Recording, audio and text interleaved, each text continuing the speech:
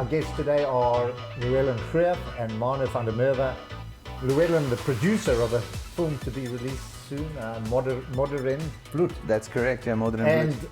one of the stars or just one of the performers? It's one of the performers. I think it's a big cast. It's a very big cast. It's Llewelynn, this is high budget, or certainly big budget for South Africa. Absolutely. Yeah. Afrikaans film?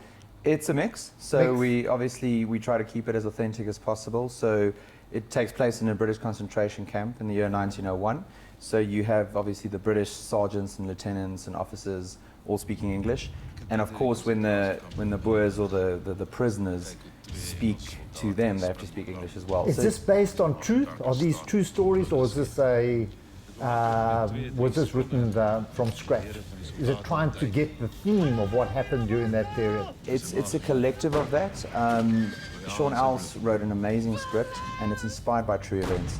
So a lot of it has been dramatized, a lot of it is fiction in between, but a lot of the events are true, such as the concentration camp on St. Helena Island. There was a character called Willem Morkel who went on to tour the British Isles. Sorry, St. Helena? That's correct. I never knew there was a concentration camp there. That's correct. I know Napoleon was there, but I didn't know that there was a concentration camp there. It was one of the big concentration camps for all the traitors that were sent out there. There were some camps where they had more freedom, but a lot of the prisoners and the Cape rebels, anyone who went against the empire, was sent to St. Helena. Was it a mixed camp or just male? Our story takes place in one of the male-only camps. Most of the camps were males, and the concentration camps where the women and children were kept were more mainland, which were in South Africa itself. Did you write it, or? Sean Else wrote and directed the script. And he actually, he brought the story to us in 2014, just after my business partner, Henk Pretorius, and I finished a film called Leading Lady. And he came to us and he said, hey guys, I've got this great idea for a film. Now, as you know, Sean Else has quite a big background in a lot of the sort of local Afrikaans culture things. He was part of the De La Rey phenomena. He did a film called Platteland. So he really understands the local audience quite well. And you could see the story was mulling around in his head for many years. And then when he wrote us the treatment, we read it and we were like, this is pretty good. When can we get a script? I heard about him working on this project or starting to write the script or the idea about 3-4 years ago. That's correct. And I got excited then. Yeah, exactly. You're We're obviously excited. not a British soldier. No. Hey, I could play a British soldier. Yeah, so even then when I heard about it, I got excited and I hoped I could be a part of it. But Marno, this is a very sensitive theme in history, particularly among the Afrikaners. I think to this day, they've never forgiven the British for the way they were treated and for the effect it had on culture going forward. What role do you play? What character do you play? Well, I play a cheeky young character who really, I don't think he really knows when to stop. He's very hard-headed. And I don't think he's liked by either the Boers or the Englishmen, really. I think he's just very cocky and arrogant. But he really projects the story forward in a sense, and I think the big thing about Marno's character is he was in one of the camps on the island, which is called Deadwood Camp, where they had more freedom. So they were allowed to play rugby, they were allowed to do crafts like shoemaking or linen. They had much more freedom than the prisoners. And obviously the prisoners are in a different camp and they have much less freedom, and they were sort of tortured. Why were they taken to St. Helena? Why were they? I'm trying to get to the theme of this of the movie. What comes out? Look, it's a geographical plot point, and as you know, St. Helena has been used with the British Empire. They had all these navigational islands, and at that stage, that was just the one place where the British wanted to take the people that they really want to punish or was strategic for them. I mean, the empire was quite spread, and as you know, with that history, the onslaught from the Boers was quite substantial. And at that stage, between Victoria and King George, sort of went over both their lives. They had to send a lot of reinforcements to South Africa. The theme of the film, and it's good that you said that, is sure we have the element of rugby, there's an element of war. But the theme is purely about this man's struggle and just never giving up. Willem Morkel, our central character, is that guy that we're all rooting for. He's that guy you want to be, who's lost everything. He has no particular reason to live, but he just keeps going, and it's an internal flame that they just can't take out, and he Is just that the keeps role going. that Marno plays? No. No, Marno, Marno is, you know, the funny thing is, you know, Marno in his own right is an amazing actor. He's been in his own films as a lead. He's a big television star in South Africa as well, and he sings as well. He does a lot of things, and he plays good rugby. So he's he's really good at rugby. But the beautiful thing about this film, and the one thing we're extremely proud of, is the ensemble cast.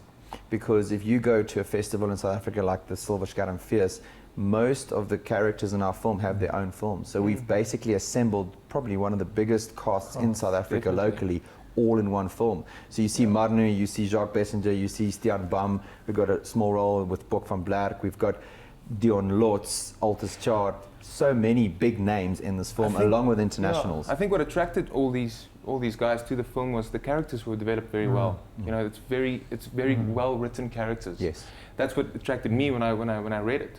It was a character, even though it wasn't a very big part. It had substance in the character and something that I wanted to play. And I think everybody felt that way about it. Where did you film it? Where did you? Worcester. Oh, down in the Cape. Worcester. In the Cape. And probably the worst time of the year to shoot there. That's right. Winter. It was winter. It was windy. It was raining. We had this massive cast. We brought 5 international members from London as well. And then we had all of those elements. So you have the international people climatizing, you've got the local people, but locals also from Johannesburg, from all over the country, everyone in Worcester, which is also not in Cape Town, it's just outside.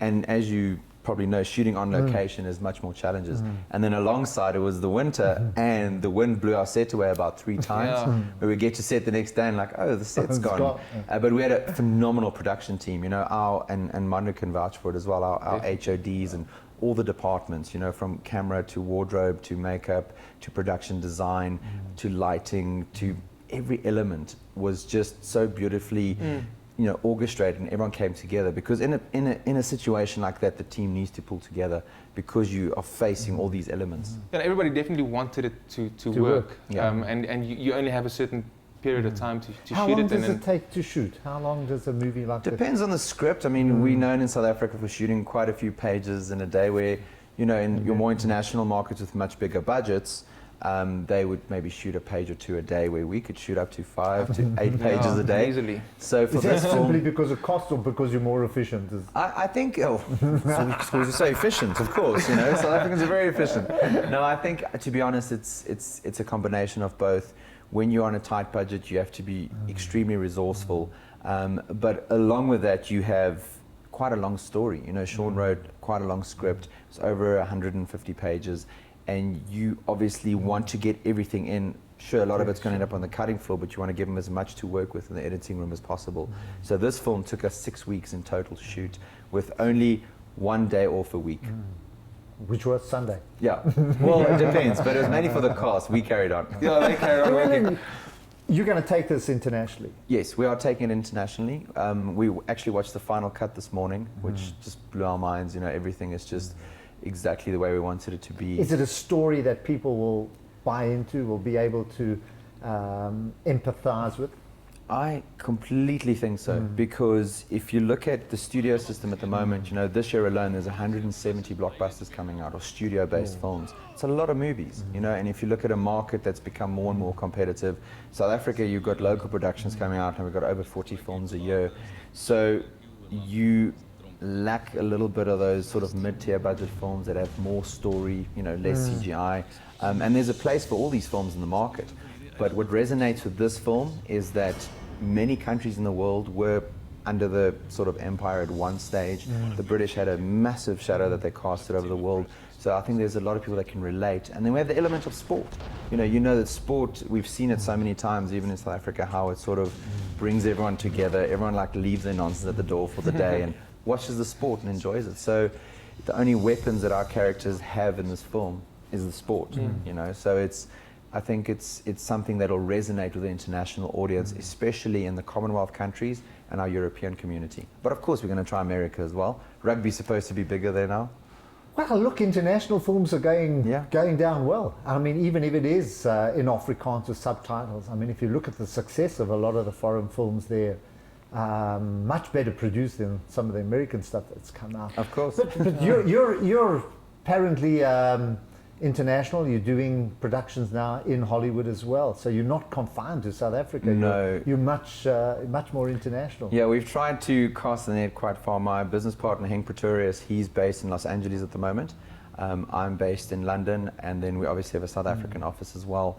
The whole reason for that was that we really want to expand into a much bigger market and tell stories for the world. You know, you are spending 2 to 5 years on a film, so whether you're making it for one market or the world's territory, it's, you know, it's the same effort. So you just have to do. And the only way you're going to get that, it's one thing to fly over for a week and try and meet people, but it's another thing to live there and to understand that territory. And Henk has won a few awards with his previous films in the US, so it's definitely been a springboard for us to get into bigger rooms with more important people. And you know, and LA is far away; it's 2 days away from here. So it's a challenge. It's absolutely a challenge. And your rugby career? Well, it's not going anymore. After this movie, the Blue Bulls are going to phone him. Phone me up, put me back in the game. I played rugby until I was 23, club rugby and so forth. And that was actually the dream. I thought I was going to play professional rugby. But got injured and it just didn't work out. And next best thing was acting, I guess. And then I got the role to play rugby, as the character, which is pretty great. So what comes next after this? Well, I'm airing on TV at this moment, and I'm shooting a movie in April again, which I'm playing a bad guy, like a baddie. He doesn't look like a bad guy though. No. Hey, he's got Thank blonde you. hair, Thank you. handsome blue eyes. Well, I'm not the greatest guy in Modern Bloed as well. They also cast me as like a little. You like him and you dislike him. Yeah. So what's coming up is it's another movie in April, and trying to launch a singing career as well. That's tough. That is, it's more about the passion than anything. Yeah, it's singing what I want to sing, and I like being on stage. Do you write your own songs? Yes, as well. Yeah. Okay. So I like being on stage. I like to do theatre as well. Expand and do everything I can. Where did you learn all of this? From? Are you a local boy up here? I'm a Taki?